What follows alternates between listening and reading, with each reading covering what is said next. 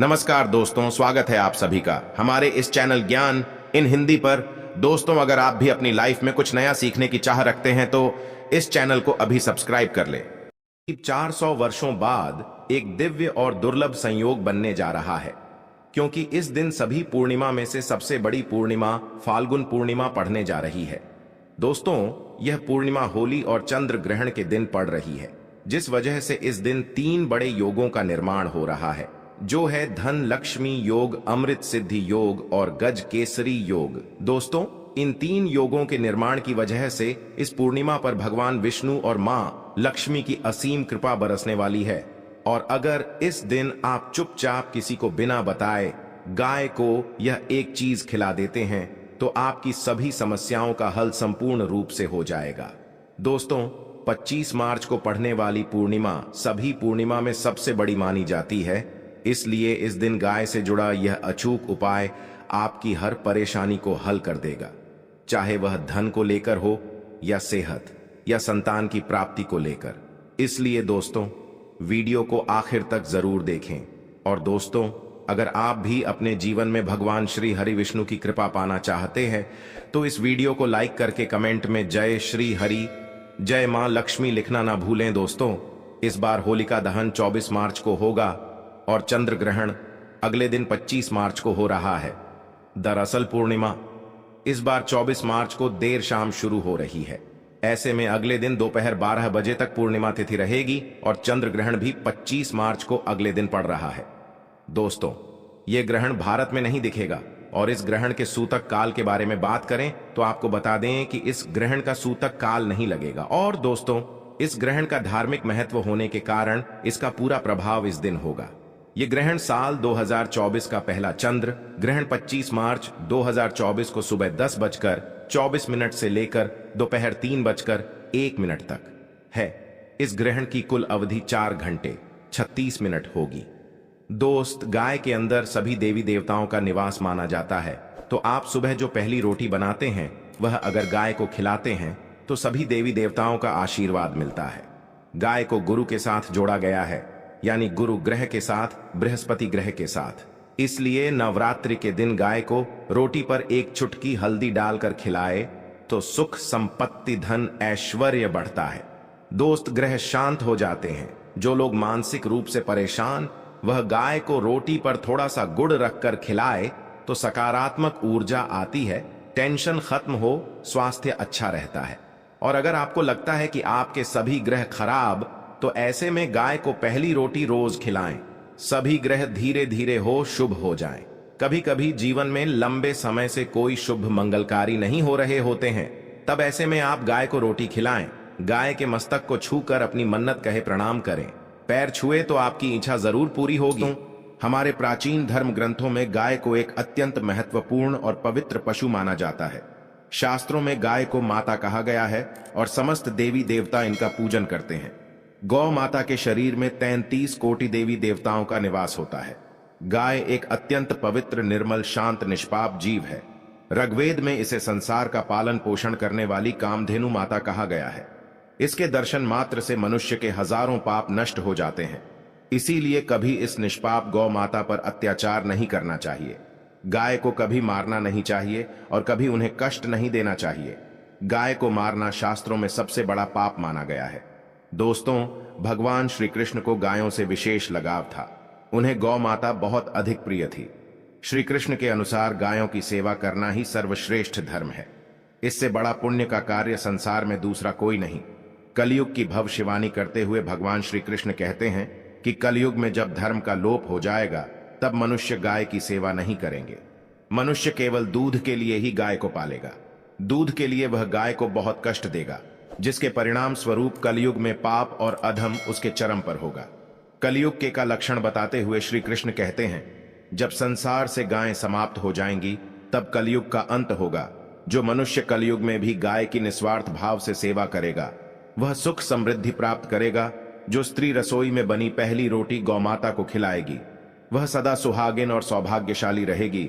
जो लोग अपने घर में गाय से प्राप्त पंचगव्य को भर में रखेगा उसके घर में कभी दुख दरिद्रता नहीं आएगी। दोस्तों, हमारे धर्म के सभी शास्त्रों में गाय की सेवा को ही सर्वश्रेष्ठ माना गया है। जो व्यक्ति प्रतिदिन किसी न किसी तरह से गौ माता की सेवा करता है वह सबसे अधिक पुण्यवान बन जाता है। गांव में तो मनुष्य को गाय की सेवा करने का अवसर प्राप्त होता है, लेकिन शहरों में गाय के दर्शन आसानी से नहीं हो पाते हैं। इसीलिए मनुष्य को गौशाला में जाकर गाय की सेवा करनी चाहिए अथवा गौशाला के लिए दान धर्म करने चाहिए। इसके अलावा आप अपने घर में ही गौ माता की मूर्ति रखकर उनकी पूजा जरूर करें। इससे भी माता कामधेनु का आशीर्वाद प्राप्त होता है। शास्त्रों में गौ माता को मां लक्ष्मी का रूप माना गया है, इसीलिए उनकी पूजा करने से दरिद्रता दूर होती है। प्राचीन काल से ही गौ माता की सेवा और संरक्षण करने की परंपरा चली आ रही है। कई ऋषि मुनि अपनी कुटिया में गायों का पालन करते थे तथा राजा महाराज गायों का दान करते थे। गायों के दान को सबसे बड़ा दान कहा गया है। गाय का दान करने से सभी जन्मों के पाप नष्ट हो जाते हैं और मनुष्य को मोक्ष की प्राप्ति होती है। आज हम आपको गौमाता के संबंध में बहुत ही महत्वपूर्ण बातें बताने जा रहे हैं। गाय की पूजा कैसे करनी चाहिए, गाय को कौन सी चीजें खिलाने से कौन सा फल मिलता है तथा गाय के किस अंग को स्पर्श करने से दरिद्रता दूर होती है आदि के बारे में हमारे शास्त्रों में बहुत ही महत्वपूर्ण ज्ञान दिया गया है। हमारी अत्यंत पूजनीय गौ माता के बारे में आप सभी को यह बातें अवश्य जान लेनी चाहिए। इससे आपके जीवन से सभी प्रकार के कष्ट दूर होंगे। दोस्तों, कई बार महिलाएं जाने अनजाने में गाय को कुछ चीजें खिला देती है, जिससे मां लक्ष्मी क्रोधित हो जाती है। शास्त्रों में कहा गया है कि ये चीजें गाय को कभी नहीं खिलानी चाहिए। इससे मनुष्य के जीवन में दुर्भाग्य आता है और उसे किसी भी कार्य में सफलता नहीं मिलती है। तो चलिए जान लेते हैं गौ माता के विषय में महत्वपूर्ण नियम। सबसे पहली बात है दोस्तों, गौ माता के दर्शन करना बहुत शुभ होता है। शास्त्र कहते हैं रोज सुबह गाय के दर्शन होने से पुण्य की प्राप्ति होती है और सुबह गोबर के दर्शन होने से लक्ष्मी की प्राप्ति होती है। अगर किसी महत्वपूर्ण कार्य के लिए जा रहे हैं और अचानक ही गौ माता आपके रास्ते में आ जाती है तो वह कार्य निश्चित ही सफल हो जाता है।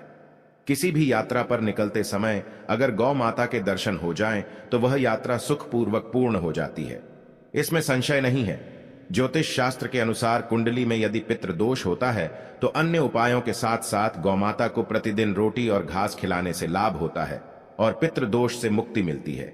इसी तरह कुंडली में यदि शनि की 7.5 या महादशा है तो हर शनिवार और अमावस्या को काले रंग की गाय को घास या रोटी खिलाएं और उसकी पूजा करें। इससे शनि दोष कम होता है। गौमूत्र यानी कि गाय का मूत्र बहुत ही उपयोगी, पवित्र और स्वास्थ्य की दृष्टि से अत्यंत हितकारी होता है। आध्यात्मिक दृष्टि से तो गौमूत्र का महत्व है ही, साथ ही वैज्ञानिक और स्वास्थ्य की दृष्टि से भी गौमूत्र के बहुत से लाभ बताए गए हैं। गौमूत्र में बहुत से खनिज पदार्थ और स्वास्थ्य वर्धक तत्व होते हैं जो हमारे शरीर की शुद्धि करते हैं और बहुत से रोगों से भी बचाते हैं। साथ ही गौमूत्र छिड़कने से वातावरण में शुद्धता और पवित्रता व्याप्त हो जाती है। इसीलिए हमारे शास्त्रों में शरीर को निरोगी रखने के लिए प्रतिदिन गौमूत्र का सेवन करने तथा घर में गौमूत्र छिड़कने के लिए कहा गया है। कुंडली में शुक्र ग्रह की स्थिति को मजबूत करने के लिए ज्योतिष शास्त्र के अनुसार सुबह के भोजन में सबसे पहली रोटी निकालकर एक सफेद गाय को खिलाना शुभ माना जाता है। अगर आपकी कुंडली में बुध ग्रह कमजोर है या आपको किसी कारण इसके दुष्प्रभाव झेलने पड़ रहे हैं तो हर बुधवार के दिन गाय को हरा चारा खिलाना शुरू कर दें। इससे बोध से जुड़े दुष्प्रभाव दूर होंगे और आपको तमाम समस्याओं का हल मिल जाएगा।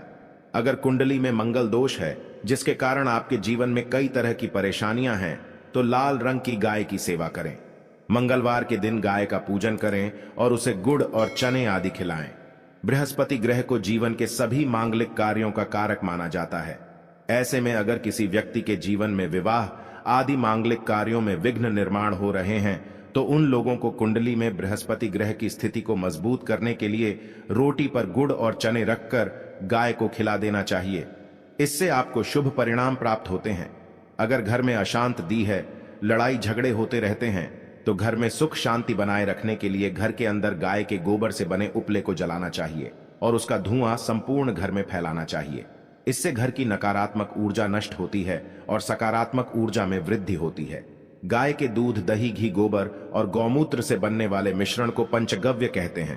पंचगव्य को पापनाशक कहा जाता है और हिंदुओं की एक धार्मिक विधि प्रायश्चित करने में इसका उपयोग किया जाता है। पंचगव्य को बनाने वाली सभी वस्तुएं अत्यंत उपयोगी होती हैं, जो स्वास्थ्य के लिए लाभदायक तो है ही, साथ ही औषधीय गुणों से भी भरपूर है। दोस्तों, अगर आपके द्वार पर माता आती है तो उसे बिना रोटी खिलाएं जाने मत देना, नहीं तो आपको दुर्भाग्य का सामना करना पड़ेगा। क्योंकि जिसके द्वार से गाय बिना कुछ प्राप्त किए लौट जाती है, उसके घर से लक्ष्मी भी चली जाती है। प्रत्येक स्त्री को प्रतिदिन गाय के लिए एक रोटी बनानी चाहिए और प्रेम से गौ माता को खिलानी चाहिए। इससे गौ माता का आशीर्वाद प्राप्त होता है और मन की इच्छाएं पूर्ण होती हैं। कुछ लोग गौ माता को बासी भोजन अथवा जूठन खिला देते हैं। ये शास्त्र में पाप माना गया है। आप किसी अन्य पशु को खिला सकते हैं, लेकिन गाय को कभी जूठन नहीं खिलाना चाहिए। भूख लगने के कारण गौ माता उस अन्न को ग्रहण कर लेती है, लेकिन इसका पाप उस व्यक्ति को लगता है जो गौ माता को ऐसा बासी भोजन खिलाता है। गाय एक शाकाहारी और पवित्र पशु है, इसीलिए गाय के भोजन में कभी मांस, अंडे आदि चीजें नहीं डालनी चाहिए। ऐसा करने से महापाप लगता है। यदि आपकी कुंडली में चंद्र दोष है और जिसके कारण लगातार परेशानी उठानी पड़ रही है, तो आप यह एक उपाय जरूर करें। आप रोटी पर सफेद मक्खन, नमक और घी लगाकर गौ माता को खिला दें। यदि शनि दोष है तो आटे में थोड़े काले तिल मिलाकर रोटी बनाकर गौ माता को खिला दें। इससे शनि दोष समाप्त होता है। मंगल दोष को दूर करने के लिए रोटी पर हल्दी लगाकर गाय को खिलाना चाहिए। अगर घर में धन की समस्या है तो गुरुवार के दिन गाय को केले का फल खिलाना चाहिए। इससे दरिद्रता दूर होती है। दोस्तों, गौ माता की पीठ पर एक उभरा हुआ कुबड़ होता है। उस कुबड़ में सूर्य केतु नारी होती है। जब भी आपके द्वार पर गौ माता पधारे, आप इस कुबड़ को एक बार जरूर स्पर्श करें। इससे आपके जीवन से सभी दुखों का अंत होगा और धन संपत्ति की प्राप्ति होगी।